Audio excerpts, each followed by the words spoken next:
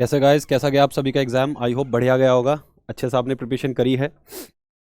As I can see paper ठीक ठाक आया, मॉडरेट पेपर है।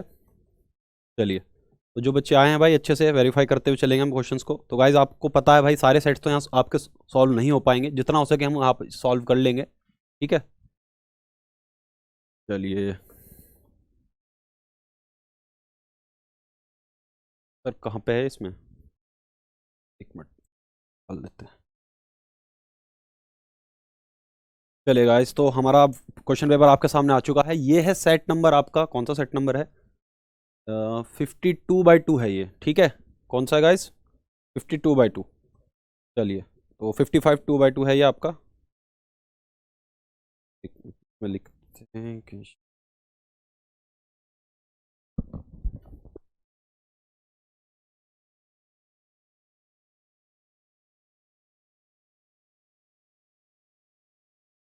कि गाइस थोड़ा अभी सिस्टम को जानने में थोड़ा टाइम लगता है, ठीक है। मुझे पता लगे कैसे ये वर्क करता है, अभी मैं इससे अवगत नहीं था, मुझे पता नहीं था। ठीक है, तो गाइस ये है आपका सेक्शन है। इसके अंदर हम देख सकते हैं पहला क्वेश्चन आपका, the ratio of magnitude of electric field and magnetic field of a plane electromagnetic wave is. तो इजी क्वेश्चन है, मैंने आपको बहुत अच्छे से बताया कैसे निकालते हो आप। ई नॉट बाय बी नॉट आप करते हो तो आपको सी मिलता है, तो इसका राइट ऑप्शन है सी। ठीक है, तो आई होप सभी ने यहाँ पे सी चूज किया होगा। ठीक है भाई, कराएंगे सारे सेट कराएंगे, डोंट वरी। इसका अच्छा शिका आपका 550/3 है, ठीक है। इस पर भी जाएंगे, पहले इसको देख लेते हैं अच्छे से। अब रैंडमली जो खुल गया, पहले इसको देख लेते हैं, फिर उसके बाद आगे बढ़ेंगे। चलिए, तो ये तो हमारा था आपका। अब इसमें थोड़े से फीचर्स मुझे अभी टाइम लगेगा इसमें समझने में। मार्क तो हमने कर दिया, अब इसको स्क्रॉल डाउन कैसे करेंगे? चलिए ठीक है, तो भाई सिस्टम नया है तो धीरे धीरे समझ में आ रहा है कैसे कैसे काम करना है। चलिए गाइस, तो माउस पे तो हो गया क्लिक, अब वापस से आते हैं अपना।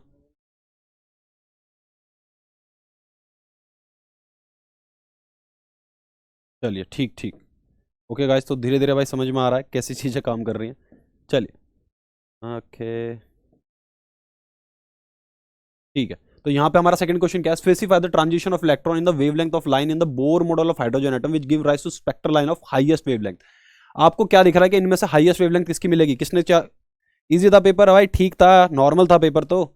ठीक है, थोड़ा सा मुझे आपका टाइम खोटी करने के लिए सॉरी, थोड़ा मुझे फंक्शन यहाँ पे समझने में टाइम लग गया। मैं आपसे क्या पूछ रहा हूँ भाई, आपको पता है वेवलेंथ आपको सबसे ज्यादा किसमें मिलेगी? इसमें एनर्जी सबसे ज्यादा कम मिलेगी। एनर्जी किस में मिलेगी भाई? पहला ऑप्शन है N3 to N1, यानी आपका T3 से 1 की तरफ आ रहा है, 3 से 1 की तरफ आ रहा है। इसको थोड़ा कम कर लेते हैं, पॉइंटर को रेस कर लेते हैं अपना। अब आते हैं वापस, तो यहाँ पे आपको क्या दिख रहा है कि भाई N3 से आपको 1 पे आ रहा है, तो मतलब ये ठीक है। उसके बाद 3 to N2, 4 से 1 और 4 से 2, तो भाई सबसे कम किसमें गैप दिख रहा है आपको? बी में। तो इसका आंसर क्या होगा? बी, क्योंकि इसके अंदर आपकी yes yes B is the right answer. हाँ भाई जल्दी करवा रहा हूँ, दिक्कत मत लो यार, थोड़ा टाइम लग गया मुझे फीचर समझने के लिए। अब देखो क्या स्पीड बनती है हमारी। अब चलते हैं नीचे, अब आ रहा है 3 क्वेश्चन पे आ जाते हैं। ठीक है, 3 क्वेश्चन पे क्या कह रहा है? A ray of monochromatic light propagating in air is incident on the surface of water. भाई मोनोक्रोमेटिक लाइट है जो आपकी वाटर पे गिर रही है। Which of the following will be the same for the reflected and refracted ray. इनमें आपका क्या सेम रहेगा? स्पीड सेम रहेगी, मतलब रिफ्लेक्टेड रे की भी स्पीड सेम रहेगी और रिफ्रैक्टेड की, ये तो गलत हो गया। फ्रीक्वेंसी हमें पता है क्या होता है फ्रीक्वेंसी, वेवलेंथ या फिर एनर्जी कैरिड। लेट्स सी कितने बच्चे यहाँ पे फाइंड आउट करते हैं। पेपर ठीक था सचिन यार, इतना भी हार्ड नहीं था, मतलब मॉडरेट कह सकते के चलेंगे। हाँ भाई जल्दी करवा रहे हैं, रुको रुको, मैं आपसे क्या बोल रहा हूँ फटाक से बताओ। कुछ क्वेश्चंस तो ऐसे जरूर होंगे जो मैं यहाँ पे करा रहा हूँ आपके यहाँ पे, जितने भी सेट हो रहे होंगे आपको जरूर उनमें सिमिलरिटीज मिलेगी, तो भाई क्रॉस चेक करते हुए चलिएगा। तो हमने क्या पढ़ा है भाई, कौन सा इसमें सेम होगा रिफ्लेक्टेड रेज में? तो आपको पता है भाई एनर्जी तो हमारी किस पे डिपेंड करती है? सोर्स पे डिपेंड करती है। यहाँ पे आपकी फ्रीक्वेंसी रिफ्लेक्टेड रे की और रिफ्रैक्टेड रे की बताओ क्या होगी? हमने बहुत अच्छे से बात किया था कि रिफ्लेक्टेड रे की फ्रीक्वेंसी और यहाँ पे क्या होगी। थोड़ा सा कंफ्यूजन कहां बन रहा है? यहाँ पे दो ऑप्शंस में आपको मिलेगा भाई, ठीक है। स्पीड और वेवलेंथ तो हमारा नहीं बनेगा, बाकी मुझे चाहिए इस आपका। यहाँ पे हम एनालिसिस कर रहे हैं, तो मैं आप सभी के जानना चाहता हूँ क्या जवाब होगा। सी है, बच्चे कह रहे हैं सर सी है, ठीक है। फ्रीक्वेंसी तो होती है भाई, एनर्जी भी तो आपकी क्या होती है? चेंज थोड़ी होती है, या होती है? तो समझ के जवाब दीजिएगा भाई। सबसे सही आंसर रहेगा फ्रीक्वेंसी, ठीक है। अगर आप सही से देखो, क्योंकि यहाँ बात करिए रिफ्लेक्टेड और रिफ्रैक्टेड रे की, आपकी फ्रीक्वेंसी उसमें बदलती नहीं है, ठीक है। चलिए अब बात करते हैं, तो फॉर्मेशन ऑफ डिप्लेशन रेन है ना, PN junction diode is use to. भाई जो फॉर्मेशन होती है डिप्लेशन रेयर की, ठीक है, पीएन जंक्शन में डायोड में, किस लिए, किसके वजह से होती है? मूवमेंट ऑफ डोपेंट एटम्स की वजह से, diffusion of both electron and holes, drift of electron holes, या ड्रिफ्ट ऑफ होल्स ओनली? बताओ फटाक से। भाई आपका वहां पे इलेक्ट्रॉन और होल्स दोनों का डिफ्यूजन होता है, तभी तो आपकी वहां पे डिप्लीशन फॉर्मेशन करती है। ठीक है, तो यहाँ पे क्या होगा आपका बी। चलिए अब आगे बढ़ते हैं। आइसोलेटेड चार्ज, भाई ठीक ठीक बहुत बढ़िया। Frequency B, amplitude, amplitude amplitude में कहाँ गए यार तुम। चलो ठीक है, यस इसका बी है, बिल्कुल बहुत बढ़िया। अब फिफ्थ पे आते हैं। An isolated point charge particle produce an electric field E at a point 3 meter away from it, the distance at that point at which the electric field is E/4 will be. ये तो आप बड़े आराम से कर लोगे भाई। आपको क्या बोल रखा है कि पॉइंट चार्ज है आपका, ठीक है, यहां पे मान के चलो पी पॉइंट है, produces electric field at a point, N isolated point charge, एक आइसोलेटेड पॉइंट चार्ज है, ठीक। ये यहाँ पे क्या कर रहा है, इलेक्ट्रिक फील्ड प्रोड्यूस कर रहा है। ये यहां से कितनी दूर है, 3 मीटर की दूरी पे है, ठीक है। तो अगर हम यहाँ पे इलेक्ट्रिक फील्ड निकालेंगे तो आप क्या निकालोगे, के क्यू। यहाँ पे आपको चार्ज की वैल्यू तो दी नहीं है, तो आपको आर की वैल्यू दी है 9 हो जाएगा, तो KQ/9 आ जाएगा, ठीक है सर। फिर क्या कह रहा है, the distance of the point at which the field is E/4 will B, वो डिस्टेंस उस पॉइंट यहां से कितनी दूरी पे आपका इलेक्ट्रिक फील्ड E/4 होगा। बहुत ध्यान से सुनिए, E/4 यानी ये कह रहा है कि ई डैश आपका E/4 होना चाहिए, ठीक है। यहां पे आपसे आर पूछ रहा है, तो यहां पे आप ई की वैल्यू पुट करोगे। ई की वैल्यू क्या है, KQ/9, ठीक है, मल्टीप्लाई बाय 4। तो एक मिनट, यहां पे आपको ई डैश क्या मिला, ई डैश आप क्या लिखोगे, KQ/R²। तो यहां पे आपको मिला KQ 9 और इंटू 4, इससे ये कैंसिल, तो आर का स्क्वायर यानी अंडर रूट में 9 और 4, भाई यहां पे मिला 3 और यहां पे मिला 2, 3 2 जा 6, तो राइट आंसर क्या हुआ 6। चलिए अब आगे बढ़ते हैं। तो ये तो हमने कर लिया, आगे बढ़े क्या, आगे बढ़ते हैं चलो। तो इसका तो हमने 6 मीटर कर लिया, ठीक है। आई होप सभी का 6 मीटर होगा भाई, तो ईजी था, कर लिया क्या। अरे यार अगर इसमें भी अटके तो दिक्कत। सी बोल रहे हैं कुछ बच्चे, सर सी होगा, 4 मीटर कैसे होगा भाई, 6 मीटर होगा। आप अच्छे से कैलकुलेशन नहीं कर रहे हो, इसका मतलब हाँ डी आ जाएगा। चलिए अब 6 की बात करते हैं। 6 क्वेश्चन पे क्या बोला, क्या बोला 6 पे, the curve of binding energy per nucleon as a function of atomic mass number has a sharp peak for helium nucleus. कह रहा है जो कर्व है आपका बाइंडिंग एनर्जी पर न्यूक्लियन का as a function of atomic mass number has a sharp peak of helium nucleus, helium nucleus के लिए एक शार्प पीक आ जाती है। दिस इंप्लाइज दैट, ये क्या शो करता है कि हीलियम क्या है, रेडियो एक्टिव है, अनस्टेबल है, इजिली फ्यूजनेबल है, या more stable nucleus than its neighbour. तो गाइस इसका जवाब होगा more stable nucleus than its neighbour, तो D is the right answer, ठीक है भाई। जो जितना ज्यादा आपका पीक पे होगा उतना ज्यादा स्टेबल होगा, इस बात को तो हम बहुत अच्छे से पढ़ते आए हैं। चलिए आगे बढ़ते हैं, ठीक है। तो आई होप सभी ने इसको इतना ही करा होगा। अब डी के बाद हम क्वेश्चन नंबर 7 पे आ जाते हैं, ठीक है। चलिए क्वेश्चन नंबर 7 में क्या बोल रहा है आपसे, क्वेश्चन नंबर 7 में बोल रहा है steady current of 8 milli ampere flows through a wire, the number of electrons passing through cross section of wire in 10 second. भाई तो बहुत इजी है, इसको तो कराने की जरूरत ही नहीं है, ये तो आप कर लोगे। इसमें तो आपको करंट निकालना था बस, sorry the number of electron निकालना है पासिंग थ्रू क्रॉस सेक्शन। तो आपको I is equals to Q upon T में एन की वैल्यू क्या रख, इसकी क्यू की वैल्यू क्या रखनी है, NE/T रखनी है। चलिए इसको तो नहीं करते, तो ईजी है बहुत ज्यादा ही। Which of the following elements will require the highest energy to take out the electron from them. बताओ कौन सा एक एलिमेंट है जिसमें सबसे ज्यादा पावर एनर्जी लगेगी आपको इलेक्ट्रॉन निकालने में उसके अंदर से, जर्मेनियम, कॉपर, सिलिकॉन, या फिर आपका PB। Which one is the right answer. अच्छा बच्चे कह रहे हैं कि सर पिछले वाले में बी है, डी करके सी कर दिया कोई बात नहीं, कोई बात नहीं भाई, सिंपल। इसमें तो ये वाला फॉर्मूला लगा तो आप बड़े आराम से निकालोगे, मैं इसमें टाइम वेस्ट नहीं करूंगा, ठीक है। यहां बताओ 8 पे क्या करके आए हो आप सभी, 8 पे देखते हैं। खुशी चौहान कह रही है sir B, B B B, silicon silicon silicon. तो सिलिकॉन में आपको सबसे ज्यादा हाईएस्ट एनर्जी लगेगी, आप ऐसा कहना चाह रहे हो।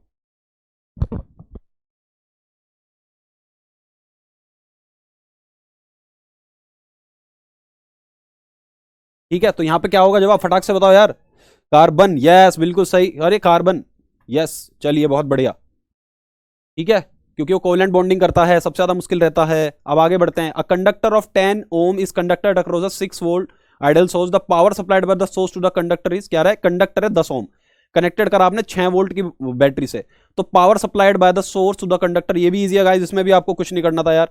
यहाँ पे तो सारे क्वेश्चन आपके लिए इजी आ रहे हैं। आपको रेजिस्टेंस दे रखा कितना, 10 ओम, ठीक है, और आपको वोल्टेज अक्रॉस कितनी दे रखी है, 6 वोल्ट, ठीक। The power supplied by the source to the conductor, power पूछा है, तो P is equal to V²/R निकाल के निकाल लो, पावर निकल जाएगा। P is equal to V²/R करके क्या मिल रहा है आपको, V का स्क्वायर कितना हुआ 6 × 6, R कितना है आपका 10, तो आपने यहाँ पे कितना करा भाई 2 3 जा 2 5 जा, तो यहाँ पे कितना हुआ 6 3 जा 18/5, तो 18/5 करके डिवाइड कितना मिल रहा है आपको 3 पॉइंट समथिंग कुछ मिल रहा है, 3.6 वोल्ट होगा इसका। क्या करके आए हो, यही करके आए हो ना 9th का 3.6 वोल्ट। अरे शिवम क्यों कह रहे हो फेल्ड यार, बच्चा आराम से थोड़ा पेशेंस रखो, क्या पता आपके बाकी क्वेश्चन सही हो। करा कि नहीं करा, दिख रहा है ना सबको। अरे शिवम मैं मत बोलो बच्चा, फेल्ड फेल्ड 3.6, यस बहुत बढ़िया, आगे बढ़ते हैं। ठीक है अपन लोग आगे बढ़ते हैं। चलिए तो यहाँ पे हमारा इसका तो 3.6 था। नेक्स्ट क्वेश्चन नंबर 10 देखते हैं क्या कह रहा है क्वेश्चन नंबर 10 आपसे। In an extrinsic semiconductor the number density of hole is 4 × 10 की power metre cube. If the number density of intrinsic candidate इतना the number of density of electron. भाई सीधा सीधा फॉर्मुला लगाना था, ये भी इजी है। चलो इसमें तो आपको डिवीजन करना है फॉर्मुला लगा के। चलिए आगे बढ़ते हैं। फेल्ड क्यों कह रहे हो यार, ये तो पेपर इतना आपका ऐसा भी नहीं आया बच्चे यार, डिमोटिवेट हो रहे हैं काफी। इसका देखते हैं क्या है आपका। ये कह रहा है the cell of EMF is E across the external resistance R. When current I is drawn from the cell, the potential difference across the electrode of the cell drop to V. The internal resistance R of the cell. भाई internal resistance पूछा है आपसे, तो internal resistance आप कैसे निकालते हो, आपको पता है क्या फॉर्मूला आता है, R is equals to R E by V minus 1। तो यहाँ पे अगर इसको आप करते हो सही से तो क्या मिलेगा, EMF by V by V। तो यानी यहाँ पे कौन सा मिल रहा है आपको, R E V minus V by V। तो D is the right answer। भाई यही करके आए हो, गलतीबाजी तो नहीं करी। डी शायद नहीं, डी ही है इसका जवाब। ठीक है, पेपर वॉज हार्ड, बच्चे कह रहे हैं सर पेपर बहुत हार्ड था। बच्चा फिजिक्स है यार, फिजिक्स में तो आपको पढ़ के जाना ही था, मैं आपको पहले ही बता रहा था, हर एक चीज बहुत सारी चीज हो जाती हैं। ठीक है, a photon of wavelength 663 nanometre is incident on a metal surface. इतने वेवलेंथ की एक आपकी रेडिएशन आके गिर रही है मेटल सरफेस पे। वर्क फंक्शन मेटल का आपको दे रखा है 150 इलेक्ट्रॉन वोल्ट। तो मैक्सिमम काइनेटिक एनर्जी कितनी होगी, तो गाइज मैक्सिमम काइनेटिक एनर्जी, भाई पेपर उनके लिए इजी होगा जो यहाँ टॉप कोचिंग में पढ़ रहे होंगे, चाहे पूछ लो। अच्छा अगर कोई ना कोई तो होगा वो बता रहा होगा कि हाँ भाई सर जो आपने पढ़ा है वही आ रहा, देखो सारी चीजें वही आ रही हैं जो पढ़ाई थी। फोटोन ऑफ वेवलेंथ कितनी है, 663 नैनोमीटर, 10 की पावर -9 मीटर। ठीक है sir, on a metal surface. Work function आपको दे रखा है यहाँ पे, वर्क फंक्शन की वैल्यू कितनी दे रखी है आपको, 1.5 electron volt. Okay sir, the maximum kinetic energy of the emitted photo electron. भाई आपसे मैक्सिमम काइनेटिक एनर्जी पूछ रही है जो इलेक्ट्रॉन की निकल रही है। तो हम काइनेटिक एनर्जी क्या निकालते हैं, काइनेटिक एनर्जी निकालते हैं भाई आपका एनर्जी में से एच न्यू में से माइनस कर देते हैं आप वर्क फंक्शन। लेकिन यहाँ पे फ्रीक्वेंसी नहीं दी, यहाँ पे आपको लैम्डा दे रखी है, तो ये चीज आप यहाँ पे करोगे, इसको आप लैम्डा के टर्म्स में लिखोगे h c by lambda minus work function, इससे आपकी वैल्यू निकलती। आप एच की वैल्यू कितनी रखते हैं, 6.63। 10 मैं यहाँ पे कैलकुलेट कर लेता हूँ भाई फटाक से, वरना बच्चे कहेंगे सर तो आधा अधूरा छोड़ के जा रहे हैं। कुछ क्वेश्चन ऐसे हैं भाई जो पूरे सॉल्व करने पड़ते हैं हमें। तो यहाँ पे 6.63 मल्टीप्लाई बाय 6.63 मल्टीप्लाई बाय आपको किससे करना है, सी की वैल्यू से करना है, यानी 3 से। चलिए तो आपने मल्टीप्लाई कर दिया 3 से, फिर आपको डिवाइड करना है 663 से। इससे डिवाइड करना है 663 से, तो 663 से, एक मिनट ये तो गलत हो गया भाई थोड़ा, मेरा कैलकुलेटर ऐसा है। 6.63 मल्टीप्लाई बाय आप करोगे 3 से। ठीक है, कर दिया आपने मल्टीप्लाई, फिर उसको डिवाइड करोगे आप 663 से, कितना मिला 0.03। 3 वाला आपका सही आंसर होगा, ए इज द राइट आंसर। अच्छा इसको आप माइनस भी तो करोगे, इतनी जल्दी नहीं करते हो मैं देखो मैं भी जल्दीबाजी कर रहा हूँ आपकी वजह से। अभी रुको, अभी यहाँ पे फाइनल आंसर रुको, क्या होगा फाइनल आंसर क्या होगा, इसको आप फिर वर्क फंक्शन में माइनस करोगे, 1.5 से करोगे, तो यानी आपका यहाँ कितना मिला आपको, 3 के आसपास कुछ मिलेगा यहाँ पे। और यहाँ पे आपको पावर कितनी मिलेगी गाइस, पावर आपको बची यहाँ पे 10 की पावर -34, 10 की पावर 8, और आपकी वेवलेंथ की भी जाएगी ऊपर 10 की पावर 9 प्लस हो जाएगी। ठीक, और माइनस आपका वर्क फंक्शन कितना 1.5 इलेक्ट्रॉन वोल्ट।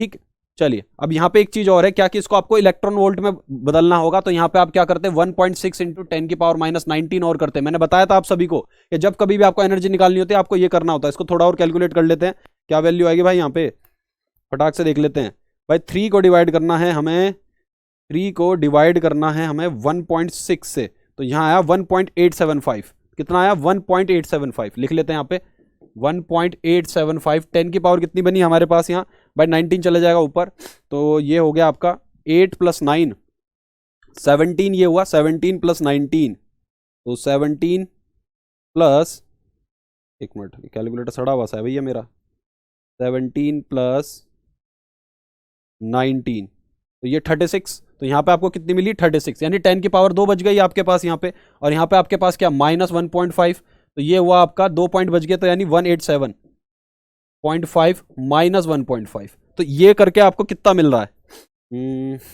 187.5 और 1.5। ठीक है, तो यहाँ पे आपको मिल रहा है 186 के आसपास कुछ, ये कुछ मिलता जुलता नहीं लगता, मैंने कैलकुलेशन में गलती कर दी। बट यहाँ पे तो यार हमारा कंसेप्ट यही लगेगा, थोड़ा सा इसको अच्छे से देख लेते हैं। ओके दोबारा से कर लेते हैं भाई यहाँ पे। क्या करना है आपको, वेवलेंथ की जगह ये पुट करना था। ठीक है सर, हमने करा। भाई कोई कैलकुलेशन कर रहा है क्या मेरे साथ साथ? कर रहा हो तो बता दो यार, क्या जवाब होगा इसका। आपको बस लगाना यही है, S C lambda minus 5 note का लगाना है। एच की वैल्यू आप 6.63 10 की पावर माइनस 34 रखोगे, सी की वैल्यू 3 इंटू 10 की पावर 8 रखोगे, लैम्डा की वैल्यू कितनी है आपके पास 663 और 10 की पावर माइनस 9, साथ में यहाँ पे आपको 1.6 इंटू 10 की पावर माइनस 19 और रखना है, फिर माइनस वर्क फंक्शन कितना 1.5 इलेक्ट्रॉन वोल्ट। फटाक से बताओ क्या कैलकुलेट करके क्या वैल्यू लिखी है यहाँ पे आपने। अरे बहुत हार्ड नहीं था यार। अरे रोना क्यों आ रहा है बच्चे, रो मत, अभी हो जाएंगे। शौर्य पाठक आपका भी सेट हो जाएगा, रुको थोड़ा। ए कह रहे हैं भाई, ये कैलकुलेशन करके जो आ रहा है वही आंसर है, राइट। ठीक है, मैं टाइम वेस्ट नहीं कर रहा, होगा यही। ठीक है, चाहे आपका इसमें से कोई सा भी ऑप्शन होगा, तरीका यही होगा। S C lambda minus 5 note करना था आपको। चलिए अब आगे बढ़ते हैं। ठीक है, कैलकुलेशन में भाई टाइम वेस्ट नहीं करते हैं, आगे बढ़ते हैं। चलिए ठीक है गाइस, बता देना वैसे अगर आपको कैलकुलेशन करके किसी का आ रहा हो। यहाँ पे क्या आएगा 3, 6, 4.5 या 9, इनमें से कोई आपका ऑप्शन होगा। फॉर्मूला यही लगेगा, तरीका वही है। चलिए अब आ जाते हैं। Beam of electrons and proton moves parallel to each other. भाई आपका इलेक्ट्रॉन भी ऐसे मूव कर रहा है और आपका प्रोटॉन भी ऐसे मूव कर रहा है। ठीक है, in the same direction they attract each other, repel each other, neither attract nor repel, force of attraction of repulsion depends upon speed of beam. ये तो गलत होगा भाई, हम इस प्रॉपर्टी में पढ़ चुके हैं क्या कि आपका चार्ज जो है वो डिपेंड नहीं करता स्पीड पे, या फिर सही है बताओ। फोर्स ऑफ अट्रैक्शन और repulsion depends upon speed, neither attract nor repel, repel each other, attract each other. बताओ कितने बच्चों ने करके आया यहाँ पे, कौन सा करके आया उसमें। बहुत इजी था, अगर इसको भी नहीं कर पाए हो तो दिक्कत है भाई। सर केस स्टडी क्वेश्चन में चॉइस पूरे क्वेश्चन में नहीं थी क्या? देखते हैं बच्चा, अभी मैंने ढंग से पेपर देखा नहीं, मुझे इतना टाइम मिला कि पीडीएफ फॉर्म में कन्वर्ट करा और आपके लिए लिया आया। अभी पेपर मैं भी आप पहली बार आपके सामने देख रहा हूँ। तो सैंपल पेपर तो थर्ड में थी। गाइस फटाक से बताओ यार, मैं वेटिंग कर रहा हूँ आपका। ए बिल्कुल सही, अट्रैक्ट ईच अदर, तो यहाँ पे अट्रैक्ट करेंगे। अब आपका यहाँ पे क्या, ray of light of wavelength 600 nanometre propagates from air to a medium, if its wavelength in the medium becomes 400 nanometre, the refractive index of the medium is. क्या एक रे ऑफ लाइट है जिसकी वेवलेंथ 600 नैनोमीटर है। ठीक है, हम लिख लेते हैं कि वेवलेंथ हमारी 600 नैनोमीटर है। ठीक है, उसके बाद क्या कह रहा है, propagate from air to a medium, air से मीडियम आया यानी रेयर से डेंसर मीडियम जा रहा है एक तरीके से। If it wavelength in the medium, अगर मीडियम के अंदर, यानी हम लैम्डा एम लिखें, ठीक है, लैम्डा सी है, एयर में मान के चले हम लैम्डा ए, और मीडियम में कितनी है 400 नैनोमीटर। ठीक है, यानी घट गई आपकी wavelength. Okay, the refractive index of the medium is, आपको पता है फॉर्मूला क्या लगाना होता है भाई, जिस मीडियम की बात कर रहे हैं उसकी वेवलेंथ नीचे लिखी जाती है, बस इससे आपको रिफ्रैक्टिव इंडेक्स मिल जाता। तो 400 बाय आपको क्या करना है, 600 बाय 400 करना था आपको। इसे काटते आपको 2 2 जा 2 3 जा, तो यहाँ पे आपको मिला 1.5, तो यहाँ पे 1.5 है क्या, ये रहा 1.5 इज द राइट आंसर। तो ये क्वेश्चन तो इजी थे, बच्चे क्यों कह रहे हैं कि हार्ड है यार। Yes, B is the right answer. कुछ क्वेश्चन होते हैं यार, आपका पेपर ऐसा तो नहीं है पूरा इजी बना देंगे, कुछ क्वेश्चन वो रखते हैं इस तरीके के। चलिए आगे नीचे बढ़ते हैं। चलिए ये भी आपका इजी है, इसमें तो कुछ भी नहीं है, इसमें तो आपको सिंपल सिंपल फॉर्मूला लगाना था मैग्नेटिक फील्ड का। क्या कह रहा है, एक लॉन्ग स्ट्रेट वायर है, carries a steady current I, the current is uniformly distributed across its area of cross section. ठीक है, करंट जो है वो यूनिफॉर्मली डिस्ट्रीब्यूटेड है उसके एरिया ऑफ क्रॉस सेक्शन के। तो ratio of magnitude of magnetic field B1 at A/2 and B2 at distance. ठीक है भाई, देखो B1 का जो डिस्टेंस है वो कितना दिया आपको A/2, और B2 के लिए जो डिस्टेंस दिया वो कितना दिया 2A। तो अगर आप यहाँ का रेशियो निकालोगे तो ऑब्वियसली बात है 1 इज द राइट आंसर, इसमें भी कुछ नहीं था, इतने इजी क्वेश्चन है यार। और कह रहे हो कि सर यहाँ पे क्वेश्चन पेपर हार्ड आया, आओ आगे असर्शन रीजन पे आते हैं। क्या कह रहा है क्वेश्चन में, क्या कह रहा है आपसे, कह रहा है कि work done in moving a charge around a close path in an electric field is always zero. क्या कह रहे, जो वर्क डन है एक मूविंग चार्ज का किसी क्लोज्ड पाथ में, ठीक, in an electric field is always zero. क्या ये ट्रू है, बताओ कितने बच्चे इसको सही करके आए हैं। ए बोल दे भाई, क्या कह रहे हो, 13 का बी है, करंट्स आर एंटी पैरेलल। हाँ वैसे क्या भी कह सकते हो। ठीक है, यहां पे आपने क्या लिखा, अस्सा नहीं, क्या हो रहा है यार, गाल को परेशान हो रहे हो, फटाक से बताओ। यहां पे क्या करा आपने, work done in moving charge around a close path. भाई जब आपका क्लोज पाथ होता है, पाथ आपका क्लोज्ड है, एक मिनट, पाथ आप, अरे पाथ आपका क्लोज्ड है, ठीक है, work done in moving a charge around a close path. जब आप किसी चार्ज को इसके अंदर घुमाते हो तो आप क्या कहते हो कि electric field is always zero. Electric field क्या हमेशा जीरो होता है क्लोज पाथ में, वो समझ के जवाब देना। यहां पे बच्चे कह रहे हैं sir C assertion is true, क्या होता है मतलब सी, मैं अच्छे से देख लूं, मैंने भी ढंग से नहीं देखा। सी ऑप्शन मतलब, सी ऑप्शन मतलब कि असर्शन तो ट्रू है, रीजन इज फॉल्स है। ठीक है भाई, देखते हैं भाई, वर्क डन ये तो ठीक है, ये तो इसने ट्रू बोला, ये तो पहली चीज तो अपन की ट्रू है। Electrostatic force is a conserved, ये भी ट्रू है। लेकिन ये इसका करेक्ट एक्सप्लेनेशन नहीं है, ठीक है, इसलिए option C is the right answer. बिल्कुल सही भाई, जिन बच्चों ने करा है यही था ना ऑप्शन सी में, यही बोला गया आपसे। देखते हैं कि हाँ, A is true and R is, अच्छा सी में तो फॉल्स है गाइज। इलेक्ट्रोस्टैटिक फोर्स तो कंजर्वेटिव फोर्स है, कैसी बात कर रहे हो यार, इलेक्ट्रोस्टैटिक फोर्स तो कंजर्वेटिव फोर्स है, तो असर्शन ट्रू है, रीजन ट्रू है, लेकिन reason is not correct explanation, B होगा इसका। कहां खो रहे हो, तो आंसर बी होगा।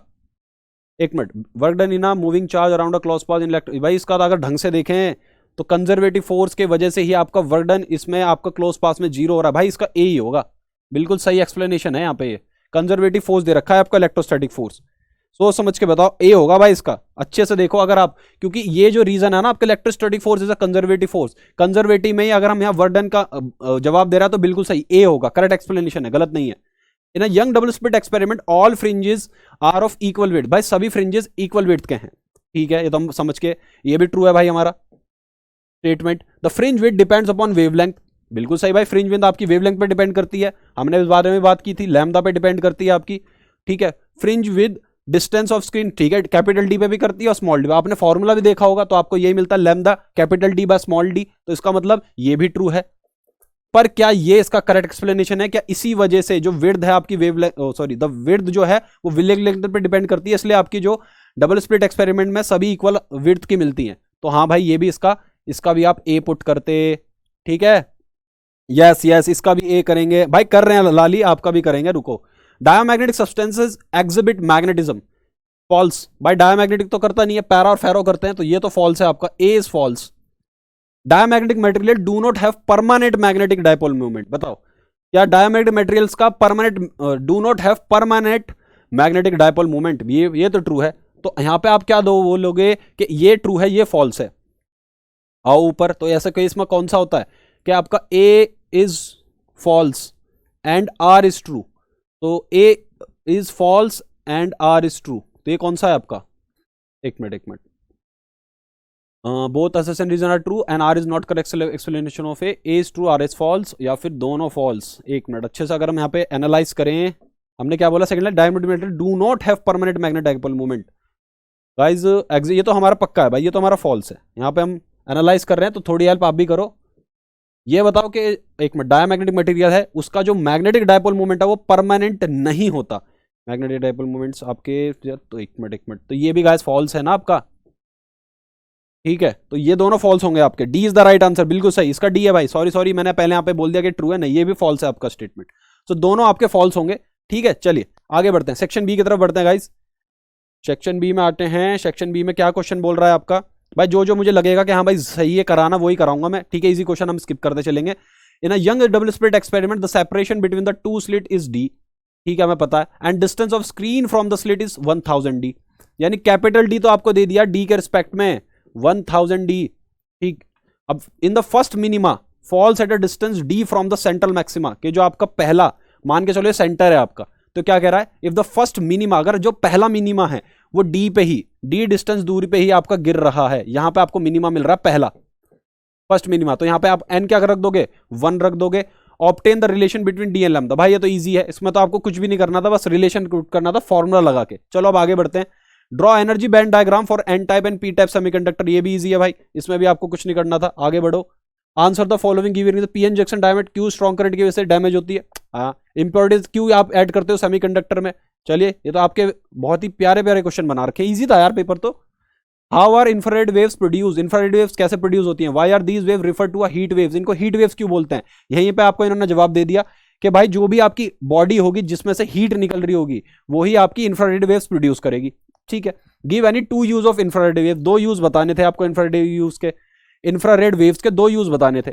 इंफ्रारेड वेव जो है वो आपके जो डस्ट पार्टिकल्स हैं उनसे इतना इजीली क्या होती है, स्कैटर नहीं होती, तो इसलिए आप इसको दूरी के देखने के लिए यूज कर सकते हो, ठीक है, आई होप। और दूसरा इंफ्रारेड यूज करी जाती है किसी चीज को आपको गर्म करना हो, तो इस तरीके से भी आप लिख सकते थे, या फिर आपको एक्सरे के बारे में बताना था, ये तो इजी है भाई। Briefly explain why and how a galvanometer is converted into ammeter, ये भी बहुत इजी है कि आप कैसे गैल्वेनोमीटर को एमीटर में चेंज करते हो, तो ये तो सारे क्वेश्चन ऐसे थे कंसेप्चुअल, अगर आपने कॉन्सेप्ट क्लियर नहीं है तो आप इनका जवाब नहीं दे सकते हो। What is mean by ionisation energy, what write its value for hydrogen atom. Ionisation energy आप क्या समझते हो? आयोनाइजेशन एनर्जी वो एनर्जी होती है जब आप किसी एक इलेक्ट्रॉन को उसके अंदर से बाहर निकाल देते हो, बिल्कुल आयोनाइज कर देते हो। Right its value for hydrogen atom, hydrogen atom के लिए कितनी है 13.6 या आसपास वही लिखते हैं ना 13.6 इलेक्ट्रॉन वोल्ट, ठीक। अब यहां पे बोल रहे हैं define the term mass defect, तो भाई ये तो बहुत इजी वाले और स्टेटमेंट वाले आपके सारे क्वेश्चन थे। क्या करके आए हो आप एग्जाम में यार, मेरे समझ नहीं आ रहा। खुशी कह रही है सर 18 में रीजन ट्रू है। एक मिनट, सर ने गलत करा दिया शायद। देखो बच्चा, जो आपका परमानेंट डायपोल मूवमेंट है उसको लेके मैं थोड़ा कंफ्यूज हो गया, ठीक है, क्योंकि वो पार्ट मेरा भी क्लियर नहीं है। यहाँ पे हम एनालाइज कर रहे हैं अच्छे से, तो अगर आपको लग रहा है ठीक है तो आप कह सकते हो, पर बाद में एनालाइज कर लेंगे, पहले इसको देख लेते हैं अच्छे से, ठीक है, जो आपके मेन क्वेश्चन है। ठीक, मैं आपको कुछ गलत नहीं पढ़ाना चाहता हूं, मैं भी नहीं चाहता कि आपका कोई यहाँ पे गलत जवाब मिले आपको। अब यहाँ पे सी सेक्शन पे आ जाते हैं। सी सेक्शन में क्या कह रहा है, series LCR circuit with R is equal to 10 ohm. भाई आर आपका क्या है 10 ओम है, ठीक है। एल आपका कितना है 100 बाय पाई है, ओके। तो यहाँ पे आपको आर उसकी वैल्यू दे रखी है, connected to an AC source of voltage. यहाँ पे आपको वी की वैल्यू दी है 141 साइन 100 ओमेगा टी, इसकी वैल्यू दे दी आपको। Where V is involve and t is in seconds, calculate impedance of the circuit. Guys देखो यहां से ही आपको आइडिया निकालना है क्या कि सर हमारा वी नॉट तो 141 हो गया, ठीक है, और यहां पे आपको ये भी दे रखा है 100 ओमेगा टी, तो यहीं से आपको चीजें मिल रही हैं। पाई टी है, सॉरी, तो ये आपका पाई टी है, सही से नहीं लिखा मैंने, ये 100 पाई टी है, तभी तो आपको ओमेगा की वैल्यू मिलेगी यहां से। तो ये क्या है आपका 100 पाई टी। तो गाइज यहां से आपको ओमेगा की वैल्यू क्या मिली, ओमेगा मिला आपको 100 पाई, बस। तो आपको सारी वैल्यूज मिल गई, वी की मिली, पाई की मिली। तो आपको यहाँ पे क्या निकालना है, एक्सी निकालना होगा, क्या कि आपको इंपेडेंस निकालना है ना, तो आपको एक्सी निकालना होगा 1 अपॉन आप क्या करते हो ओमेगा सी। इसी तरीके से आप एक्स एल निकालोगे 1, आपका कितना मिलेगा ओमेगा एल, ठीक है। यहां पे आपको क्या मिलेगा, सॉरी क्या हो गया, ठीक है, यहां पे आपको क्या मिलेगा, सारा मिट गया यार, कोई नहीं, दोबारा से बता देता हूं आपको। तो ये तो इजी था गाइज, इसमें भी आपको कुछ नहीं करना था, आपको वी की वैल्यू लिखनी है यहाँ पे क्या 141 साइन 100 पाई टी, ठीक है। इसी से आपको क्या मिल रहा होगा, यहाँ पे वी नॉट की वैल्यू मिल रही है 141, ठीक है सर। ओमेगा की वैल्यू मिल रही है आपको कितनी 100 पाई, ठीक। इसी तरीके से आपको यहाँ पे क्या निकालना है, यहाँ पे आपको इंपेडेंस निकालना है। इंपेडेंस क्या होता है, Z is equals to R का स्क्वायर, आर की वैल्यू दे रखी है, आपको फिर क्या करना होता है एक्सएल माइनस एक्सी का होल स्क्वायर। एक्सएल आप क्या लिखते हो ओमेगा एल, ठीक है, एक्सी आप क्या लिखते हो 1 अपॉन ओमेगा सी। तो आपको सारी वैल्यूज यहाँ पे पता होनी चाहिए, तभी आप कैलकुलेट कर सकते हो। अब यहाँ पे लिखा रहे कि एलआर सर्किट है, तो यानी सी तो आपका है नहीं, तो ये तो जीरो हो जाएगा आपका, तो आपको सिर्फ ये वैल्यू निकालनी थी और आपका आ जाता। फेज एंगल निकालना है आपको। क्या इन सभी में कोई प्रॉब्लम है आपको? भाई तो इजी क्वेश्चन थे, करा रहा हूँ बच्चा, वही पार्ट 55/2 देखते हैं भाई। महेश प्रजापति ने तो सारे सेट तो मैं नहीं करा पाऊंगा आज, जितने पॉसिबल हो सकता है उतने करा दूंगा, ठीक है, कर देंगे। रेखा चल रहे हैं उसकी तरफ ही, केस स्टडी की तरफ। तो ये तो इजी है भाई, केस स्टडी की तरफ चलते हैं। मुझे लग रहा है आपका यहाँ तक सारा इजी आया हुआ है। चलिए ठीक है, देखते हैं भाई कोई ढंग का क्वेश्चन पड़ता है तो। ये भी क्वेश्चन आपने कर लिया है, रे of light is incident on a glass prism of refractive index mu and refractive angle A if it just suffers total internal reflection at the other face, obtain a relation between the angle of incident and angle of prism. क्या है, सभी ने कर लिया क्या, ये बताइए, ये आपको सबका हो गया ये वाला क्वेश्चन? कितने बच्चों का क्वेश्चन सेम था? 3 मार्क्स का क्वेश्चन है, बस आपको कॉन्सेप्ट यूज करना अपना TIR का और फॉर्मुला लगाना था आपको सही तरीके से। बताओ बताओ बताओ बताओ, how was your exam guys? Miss potato चैन क्या चल रहा है यहाँ पे? देखो मैं सभी से एक बार गुजारिश करूंगा अच्छे से कि यहाँ पे हम क्या कर रहे हैं, एनालाइज कर रहे हैं, ठीक है। जल्दीबाजी में मैं करा रहा हूँ, होता है मेरे साथ, शायद मेरे से कुछ आपको लगे कि हाँ भाई सर ने गलत हो गया होगा, पर कोई नहीं, मैं पूरा, मुझे पता है कि कहाँ मैं गलत हो सकता हूँ, ठीक है। वहाँ पे आप जो उस वाले क्वेश्चन में बोल रहे हो, कौन सा मैग्नेटिक वाला, वहाँ पे चलो ठीक है, उसको हम बाद में देख लेंगे। पर फिलहाल मुझे ये बताओ कि ये वाला क्वेश्चन कितने बच्चों का सेम आया है, कितने बच्चों का? हाँ ईजी था यार, क्वेश्चन तो ईजी था, कर दिया, चलिए बढ़िया। अगर ये कर दिया तो बढ़िया, इसमें आपको कुछ नहीं, बस आपका TIR वाला कॉन्सेप्ट लगाना था। चलिए, और गाइस सभी को भाई एक बात बता दूं भाई, प्लेटफॉर्म हमारा जेन्युइन है, अच्छे से हम यहाँ पे बच्चों की पूरी पढ़ाई का ध्यान देते हैं, तो प्लीज सब्सक्राइब कर दीजिए जो बच्चे नए हैं, क्योंकि आगे हम CUT का भी निकालेंगे और साथ साथ आपको काउंसलिंग भी देंगे, कि आपको हेल्प करेंगे कि आप LPU में कैसे एडमिशन लो। अगर आप LPU में हमारे वाला लिंक यूज करते हो जो डिस्क्रिप्शन में दे रखा है, क्योंकि पेपर ईजी था, मुझे पता है कि आप में से कितने बच्चे हैं जो पास हो जाओगे, अच्छे खासे मार्क्स भी ले आओगे। उसके बाद आपको कॉलेज की नीड रहेगी, ठीक है। कुछ बच्चे चाहेंगे ठीक है मुझे गवर्नमेंट मिले, कुछ बच्चे प्राइवेट चाहते हैं, क्योंकि प्राइवेट में फैसिलिटीज अच्छी होती हैं, बस फीस थोड़ी ज़्यादा होती है, उसी के लिए हम आपकी हेल्प करते हैं। भाई जितना आपका 60% ऑफ करा देंगे हम कम से कम, और एडमिशन फॉर्म पे आपको 50% ऑफ करा देंगे।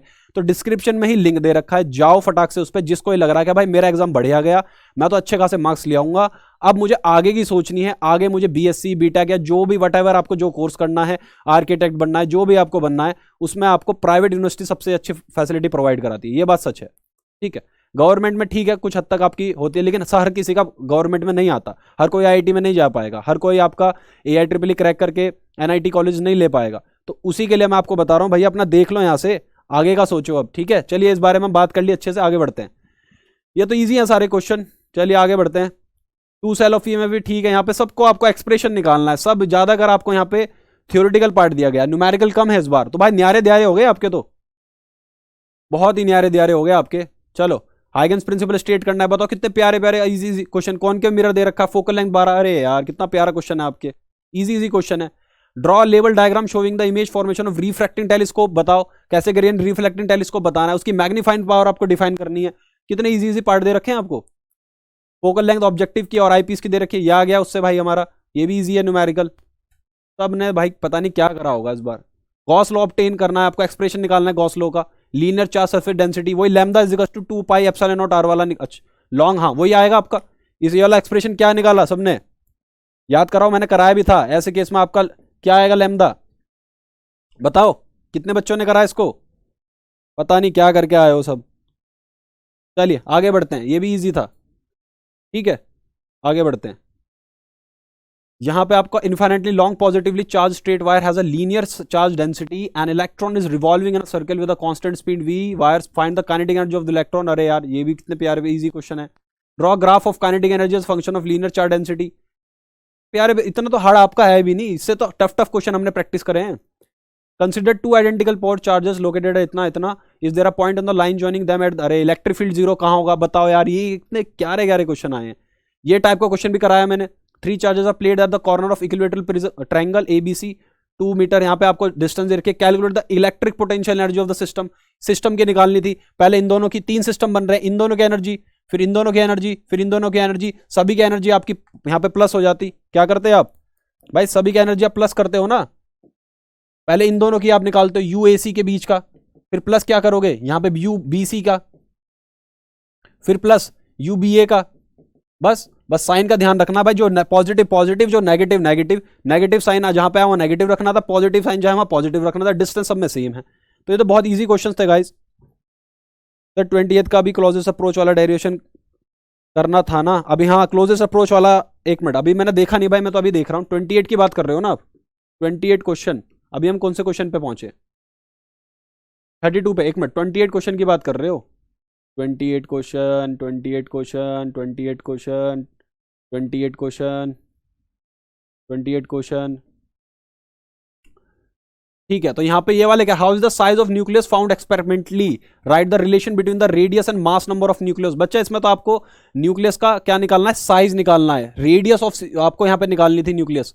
क्लोजेस्ट अप्रोच वाला कह सकते हो, आपका एक डेरिवेशन नहीं था, भूल गए आपका, हाइड्रोजन एटम का जब हम वहां पे बोर रेडियस निकालते हैं वहीं पे तो हमारा साइज ऑफ न्यूक्लियस निकलता है। हाँ क्लोजेस्ट अप्रोच वाला ही कॉन्सेप्ट है, बिल्कुल सही, ठीक है। आपको रिलेशन निकालना है रेडियस ऑफ मास नंबर में, ये भी इजी था यार, इसमें क्या है, और प्रूफ करना है कि डेंसिटी इंडिपेंडेंट होती है मास नंबर के, ठीक है। आप इसमें क्या यूज करते हैं, ये वाला फॉर्मूला यूज करते हैं, R is equals to R0 A 1/3, ठीक है। उसके बाद आपको डेंसिटी निकालनी है, डेंसिटी क्या होता है, मास बाय वॉल्यूम। जब आप यहाँ रिलेशन पुट करोगे वहां कहीं भी आपका R नहीं आता, तो वो ये डेंसिटी वाला यहाँ पे आपको डेरिवेशन करना था। तो भाई आज का तो पेपर मस्त आया है भाई, मुझे तो लग रहा है मोस्ट ऑफ द स्टूडेंट बहुत बढ़िया मार्क्स लिएंगे यहाँ पे। क्या हो गया इसमें, चलिए आगे बढ़ते हैं भाई, मजे आ गए भाई पेपर देख के तुम्हारा, तो मुझे लग रहा है सब बढ़िया बढ़िया मार्क्स लिया होगे सभी, नाम रोशन करना है भैया टॉप कोचिंग का। इजी इजी क्वेश्चन लग रहे होंगे सभी को। Define coefficient of self induction, self induction का कोफिशिएंट क्या है, ऑब्टेन एन एक्सप्रेशन, ये भी इजी था। Calculate the self inductance of coil using the following data, बता ये डाटा यूज करना है, V की वैल्यू पुट करनी है, फिर I की, फिर V की, फिर I की। चलिए आगे बढ़े। Write the help of a level diagram, describe the principle and working of AC generator, ये भी है आपका, डेरिवेशन टाइप आ रहे हैं सारे।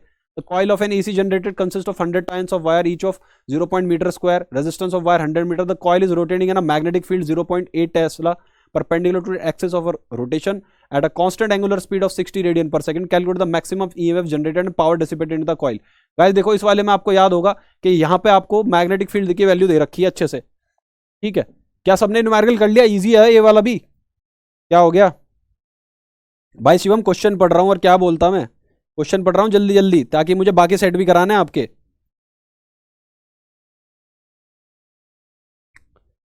सर क्यू का आंसर एन फोर से एन होगा। वेवलेंथ भाई किस में आपको ज्यादा मिलती है? वेवलेंथ आपको वहां पे उसने मैक्सिमम मिनिमम पूछा था ना, जहां पे आपको सबसे ज्यादा एनर्जी मिलेगी वहां पे वेवलेंथ मिनिमम लिखेगी। रिलेशन भूल गए आप? चलो आगे बढ़ो भाई। रिलेशन भूल गए यार, बच्चा क्या कर रहे हो, कौन सा कॉन्सेप्ट लगा रहे हो? वेवलेंथ जहां आपको मैक्सिमम मिलेगी वहां आपको आपको एनर्जी मिनिमम मिलेगी। तो उसने उस क्वेश्चन में क्या पूछा था? ये पूछा था कि वेवलेंथ आपकी मिनिमम थी क्या मैक्सिमम, जो भी था वट ये रिलेशन यूज करना था आपको, कि जहां आपकी वेवलेंथ मिनिमम वहां आपकी आपकी एनर्जी मैक्सिमम। तो जब आपको याद करो भाई, अगर आपका N4 से N1 कूदेगा या फिर N4 से N3 कूदेगा, मतलब मैं आपको सिर्फ कंपैरिजन बता रहा हूं, यहां पे सिर्फ एक ऑर्बिट में कूदा तो यहां पे कम एनर्जी मिलेगी, तो जहां पे कम एनर्जी मिलेगी वहां वेवलेंथ ज्यादा मिलेगी। शायद उस क्वेश्चन में वेवलेंथ ज्यादा का पूछा था, तो आपको ये देखना कि एनर्जी मिनिमम कहां होगी वहां। ठीक है, चलो आगे बढ़ते हैं। चले गाइस, भटका देते हो यार, जिस क्वेश्चन पे वहां पे भी नहीं ध्यान दिया। क्वेश्चन ई पे केस स्टडी पे बच्चे बहुत देर से कह रहे हैं, केस स्टडी अच्छे से देख लेते हैं। यहाँ पे आपको क्या बोला गया है? Figure shows the variation of photo electric current measured in a photo cell circuit as a function of potential difference between the plates of photo cell. ठीक है, तो ये कह रहा है, ये वेरिएशन दे रहा है आपको फोटो इलेक्ट्रिक करंट और फोटो सेल का। ठीक है, as a function of potential difference between the plates of photo cell. ठीक है, when light beam A B C D of different wavelength. यहाँ पे गाइस ध्यान रखना, क्या यहाँ पे बोला गया है कि ए बी सी इन सबकी डिफरेंट वेवलेंथ है। हम क्या देंगे, इसकी लैम्डा ए है, इसकी लैम्डा बी है, इसकी लैम्डा सी और इसकी लैम्डा डी। ठीक है, when light beams of different wavelength. ठीक है, examine the given figure and answer the following. इस फिगर को देखो बहुत अच्छे से। यहां पे एक चीज आपको देखने को मिल रही होगी, क्या सर? कि यहां पे इन सभी को यहां से उठाया गया, देखो अच्छे से। पहला अगर इस पे आओगे तो यहां से उठाया गया ऐसे, तो ये यहाँ पे वैल्यू किसकी मिलती है? स्टॉपिंग पोटेंशियल की।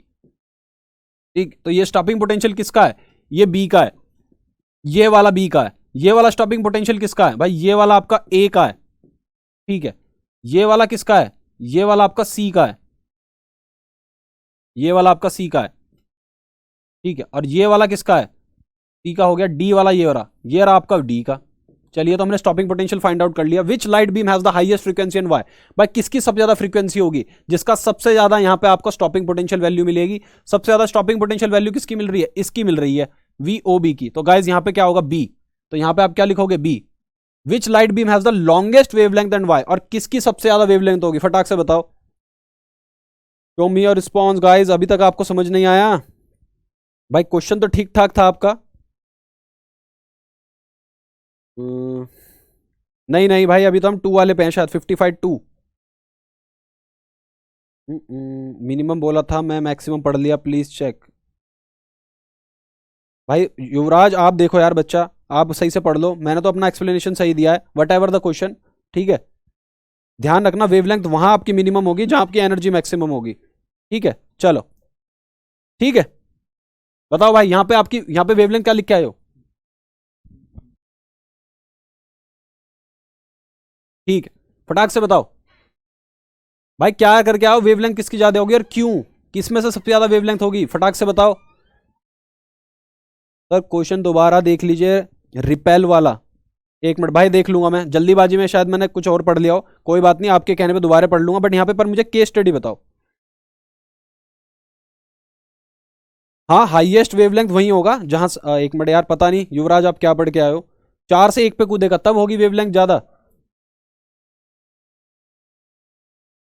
चलो, क्वेश्चन नंबर यहाँ पे क्या लिखा आपने? Which light beam has the longest wavelength and why? भाई फ्रीक्वेंसी का तो हमने बता दिया, यहाँ पे आपकी सबसे ज्यादा फ्रीक्वेंसी बी की होगी। आपको रिलेशन पता है क्या हमारा होता है भैया? एक मिनट, क्या लिखते हो आप? Speed is equal to wavelength into nu. तो यहां से आपको क्या मिलता है कि lambda is equal to c by nu, या फिर आप न्यू क्या लेते हो? Nu is equal to c by lambda. तो भाई जिसकी ज्यादा आपको यहाँ पे वेवलेंथ मिल रही है, फ्रीक्वेंसी उसके लिए कम, यानी जिसकी फ्रीक्वेंसी ज्यादा उसके लिए वेवलेंथ आपको कम मिलेगी। तो सबसे ज्यादा फ्रीक्वेंसी कम किसकी है गाइज? यहाँ पे सबसे ज्यादा फ्रीक्वेंसी कम मिल रही है हमें यहाँ पे, इसके लिए।